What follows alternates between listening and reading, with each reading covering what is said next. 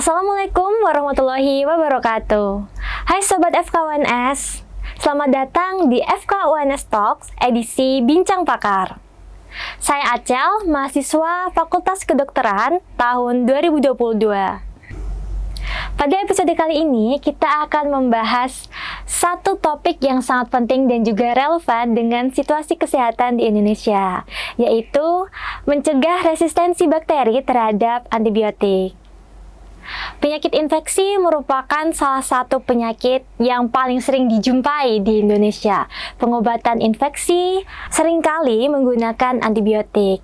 Namun, yang semakin mengkhawatirkan adalah fenomena terjadinya resistensi antibiotik, yaitu bakteri tidak lagi mempan diobati dengan antibiotik. Hal ini tentu saja berdampak besar. Angka kesakitan dan kematian bisa meningkat karena penyakit infeksi yang semakin sulit diobati. Selain itu, lama rawat inap akan semakin panjang dan akan berdampak pada biaya rawat inap yang akan semakin mahal. Oleh karena itu, kita sebisa mungkin mencegah resistensi antibiotik. Nah, pada podcast kali ini kita akan membahas bagaimana resistensi antibiotik bisa terjadi, bagaimana cara pencegahannya, dan juga bagaimana cara penggunaan antibiotik secara tepat. Hari ini saya tidak sendiri, saya ditemani oleh seorang dokter yang sangat hebat, pakar di bidang penyakit infeksi, yaitu Dr. Mariani, Magister Sains dan Spesialis Mikrobiologi Klinik Konsultan. Selamat siang, dokter. Selamat siang, Mbak Acel. Bagaimana dokter kabarnya hari ini, dokter? Alhamdulillah, sehat, semangat. Alhamdulillah, selalu sehat dan selalu bersemangat ya, dokter Mariani. Baik, dokter, tanpa berlama-lama lagi, kita langsung aja di pertanyaan yang pertama. Tadi kan di atas sudah disebutkan bahwa bakteri ini bisa tidak mempan diobati dengan antibiotik. Bagaimana hal itu bisa terjadi? Bagaimana sih, dok, mekanismenya begitu? Antibiotik itu merupakan obat yang sangat penting karena tadi aja udah katakan bahwa penyakit infeksi masih banyak dan masih menjadi masalah. Nah, penyakit infeksi ini salah satu obatnya itu adalah antibiotik yang dia akan membunuh kuman penyebabnya. Ya, infeksi itu kan disebabkan oleh karena ada mikroorganisme sebagai penyebabnya. Nah, ini harus memakai antibiotik kalau itu oleh karena infeksi bakteri. Nah, bakteri ini bisa berubah gitu kan. Berubah sehingga akan membuat bakteri perubahan ini akan membuat obat itu tidak bisa bekerja seperti seharusnya karena adanya perubahan yang ada di dalam bakteri itu. Misalnya bakteri itu tiba-tiba dia bisa mempunyai kemampuan untuk memproduksi atau mengeluarkan zat yang membuat antibiotika itu tidak aktif, misalnya dengan enzim. Jadi nanti kalau obatnya itu ketemu bakteri, ini obatnya nggak jalan karena ada enzim yang bisa menonaktifkan. Nah, jadi kan bakteri tidak mati. Itu salah satunya. Kemudian antibiotik ini kan bekerja pada target, gitu ya. Targetnya di mana? Mungkin di DNA, mungkin di dindingnya, mungkin di ribosomnya. Nah, kalau ada perubahan target pada bakteri tadi kan, Cel, nah itu obatnya nggak jalan. Nah, dia tidak mengenali targetnya. Nah, kemudian yang salah satu lagi adalah bakteri itu mempunyai kemampuan untuk memuntahkan kembali antibiotik. Jadi obat sudah masuk, sudah difasilitasi melalui epitop masuk, tapi kemudian bakteri itu mempunyai kemampuan untuk memompa, nah itu namanya efflux. Jadi itu 3 mekanisme utama resistensi bakteri, dan ini bisa terjadi sangat dipengaruhi oleh karena adanya paparan antibiotik yang tidak tepat. Jadi kuman itu terpapar antibiotik tapi tidak tepat, jadi tidak pas gitu, sehingga kuman mempunyai kesempatan untuk mutasi atau berubah sifat-sifatnya. Nah, itu mekanismenya jalan seperti itu. Oh, begitu ya, dok. Jadi terjadi resistensi antibiotik ini bisa jadi karena ketidaktepatan penggunaan antibiotik gitu ya dok ya. Berarti kan masih banyak nih orang-orang yang belum tahu bagaimana sih penggunaan antibiotik secara tepat begitu ya dok ya. Nah, gimana sih dok penggunaan antibiotik ini yang tepat supaya bakteri ini tidak jadi resisten begitu? Ya, kita kalau mau menyembuhkan penyakit infeksi dengan antibakteri ya, ini penyebabnya bakteri, kemudian mau kita sembuhkan dengan antibakteri, ya harus menurut yang cocok dengan bakterinya itu. Misalnya itu harus tepat jenisnya. Bakterinya apa, antibiotikanya apa. Tidak semua bakteri itu bisa dibunuh dengan bakteri dengan antibiotika yang sembarangan. Maksudnya jenisnya nggak pas. Misalnya untuk gram positif gitu ya, untuk gram positif itu dia bisa cocok dengan golongan makrolide gitu, misalnya eritromisin, klaritromisin. Tapi begitu penyebabnya itu gram negatif, makrolide ini nggak bisa gitu. Jadi kita harus pas gitu. Dia bakterinya apa, antibiotikanya apa, itu tepat jenis, kemudian tepat dosis. Lah kan kalau mau membunuh bakteri itu harus cukup mesionya gitu loh. Bahan tembaknya itu harus cukup. Kalau nggak cukup ya nggak mati. Ya, dosis itu harus tepat.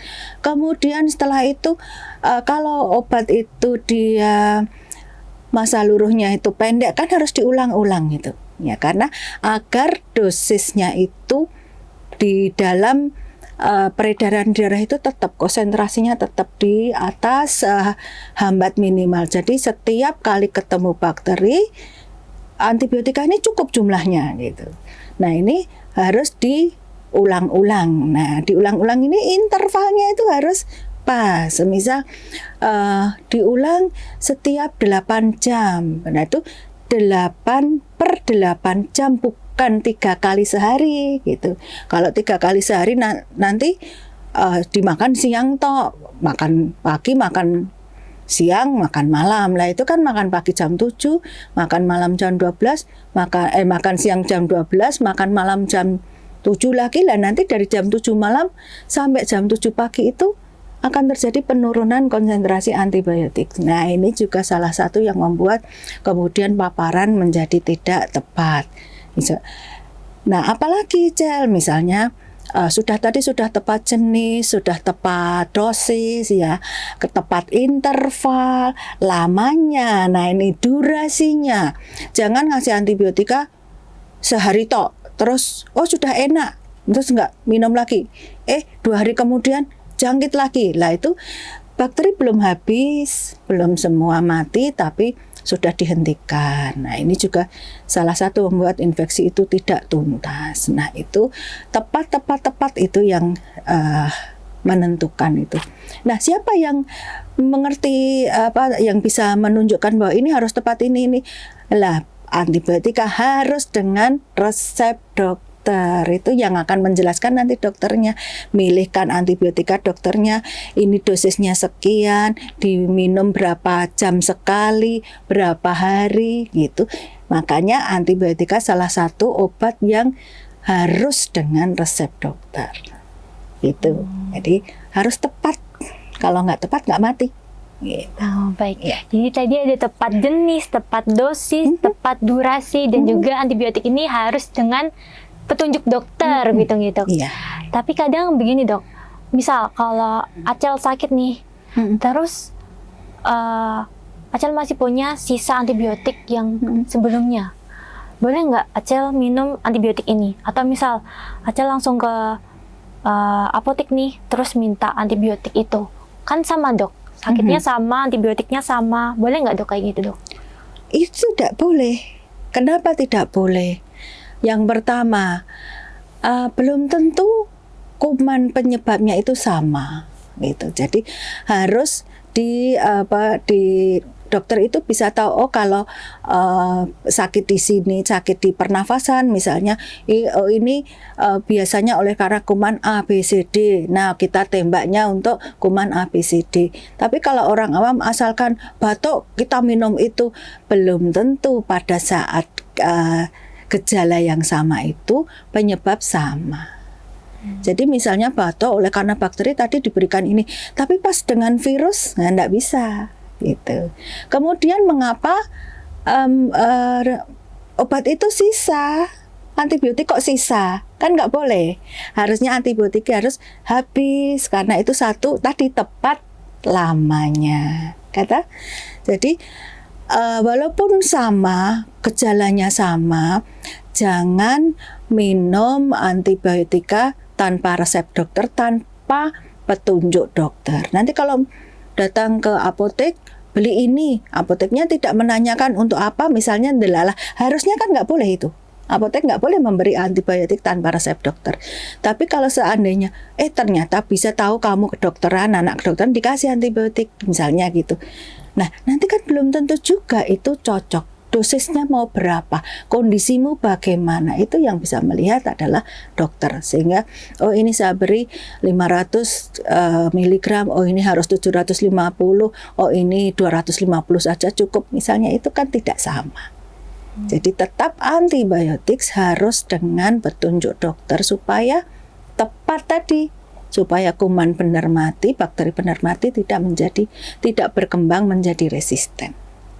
Nah, jadi kesimpulannya apa, Mbak Aja? Kesimpulannya tidak boleh ya teman-teman. Ya. Harus dengan resep dokter. Tidak boleh dispensing menyimpan antibiotik. Kalau misalnya obat yang lain boleh, obat sakit kepala, obat batuk, obat vitamin silahkan, tapi antibiotik tidak boleh. Tidak boleh disediakan. Gitu. Oke, dokter. Jadi kan kalau sakit infeksi ya dok, biasanya kan minumnya antibiotik. Terus kalau misalnya nggak minum antibiotik tuh kayak rasanya kurang gitu, kayak kurang manjur, kurang mantep gitu. Boleh nggak sih dok kalau tiap sakit itu minum antibiotik? Atau ada kayak klasifikasi sakit apa, infeksi apa yang nggak perlu pakai antibiotik begitu? Ya. Jadi di sini kalau kita ngobrol tentang antibiotik, maka bahasan kita adalah bakteri. Antibiotik itu adalah antibakteri. Nah, padahal penyakit infeksi kan nggak cuma bakteri. Jadi ada yang virus, ya kan, ada yang jamur, ada protozoa, ya. Jadi penyakit infeksi itu ada banyak. Nah, kalau bakteri, yes, kita pakai antibiotik, itu memang obatnya itu. Tapi kalau bukan bakteri, tidak antibiotik pilihannya. Jadi walaupun gejalanya sama, tetapi mesti mirip ya, bukan sama persis, mirip, tapi kan ada riwayat apa, ada gejala yang lain yang khas.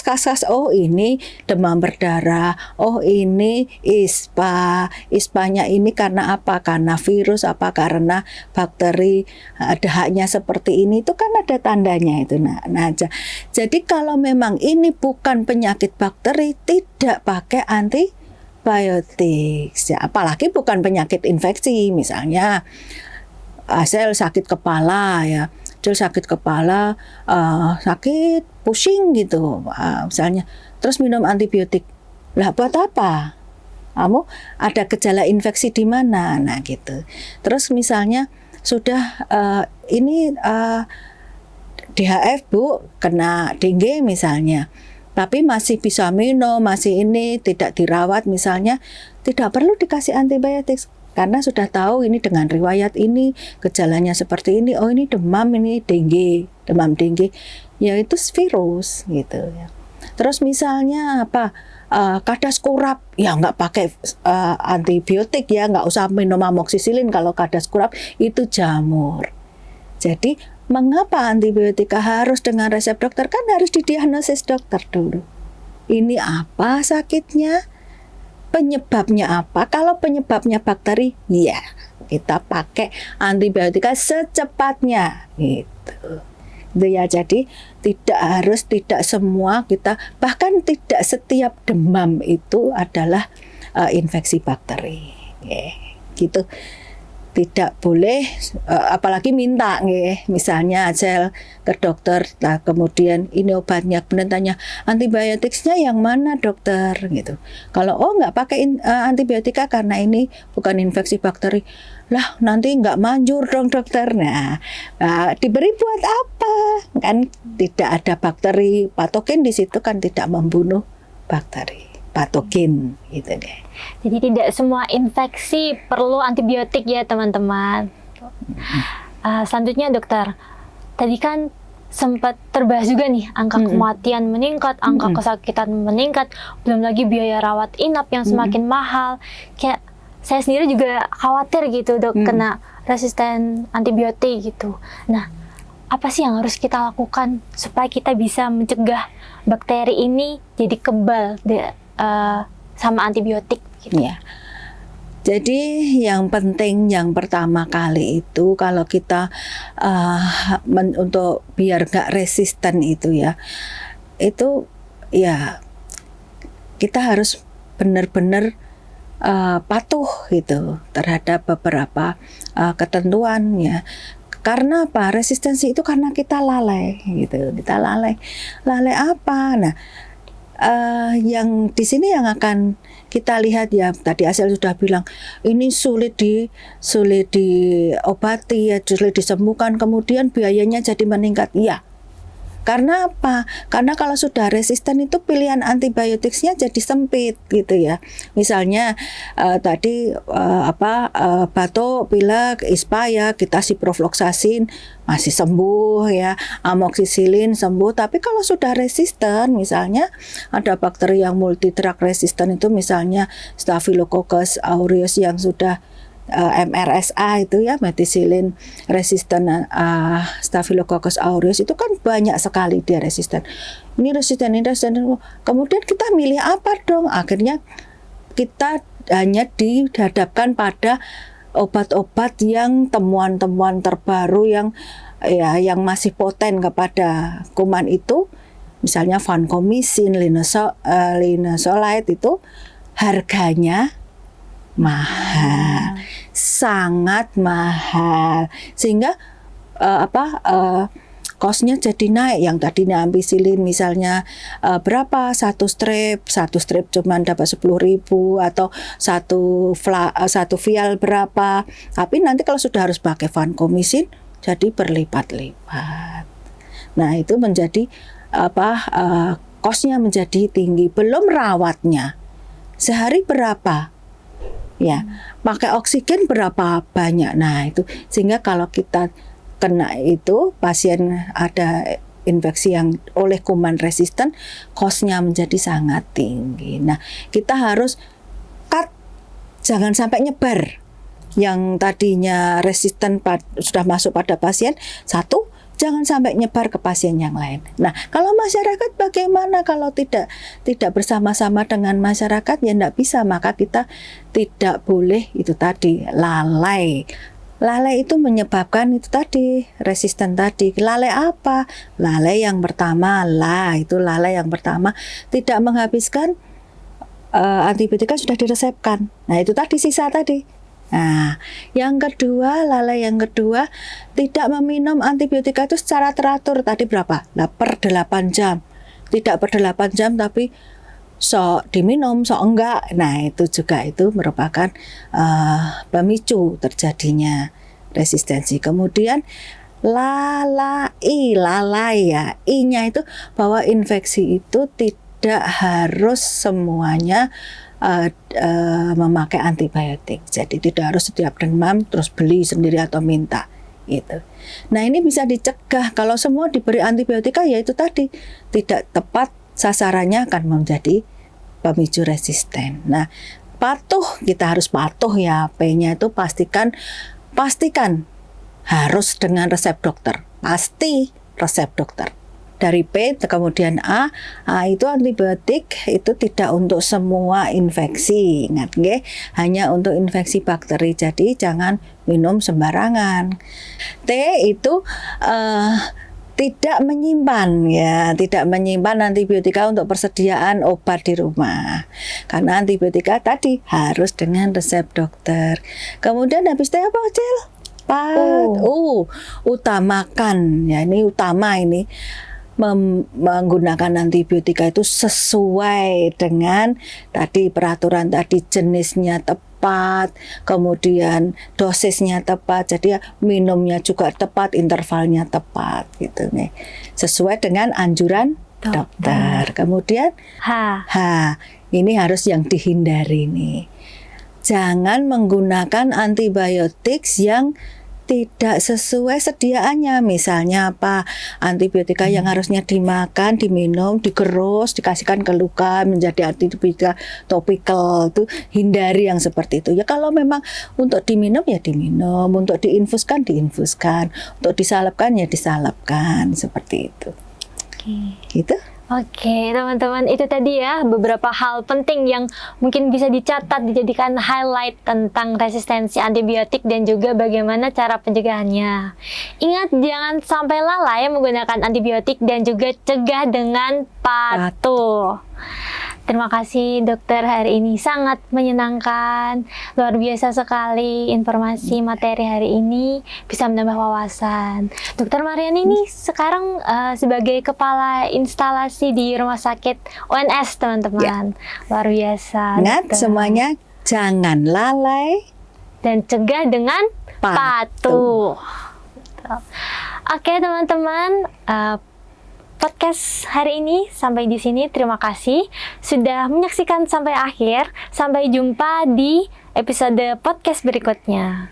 Wassalamualaikum warahmatullahi wabarakatuh. Waalaikumsalam warahmatullahi wabarakatuh.